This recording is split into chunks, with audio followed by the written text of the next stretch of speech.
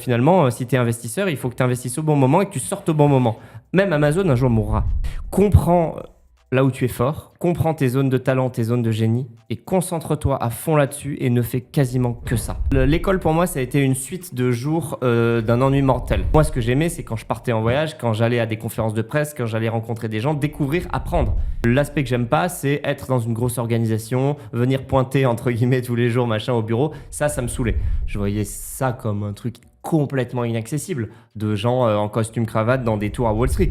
Un peu comme Kimak de Xavier Niel, on investit dans beaucoup de boîtes chaque année, une 50aine de boîtes, mais des petits tickets. Et les gros tickets, on les remet uniquement dans les top performers. Chaque business unit, chaque filiale, chaque nouveau projet, on s'appuie sur une personne de confiance, une personne associée, une personne expérimentée qui en fait gère son business sous le chapeau, sous l'ombrelle Super Capital. C'est indispensable d'avoir été entrepreneur avant d'être investisseur. De lancer à mon compte, ça a tout changé.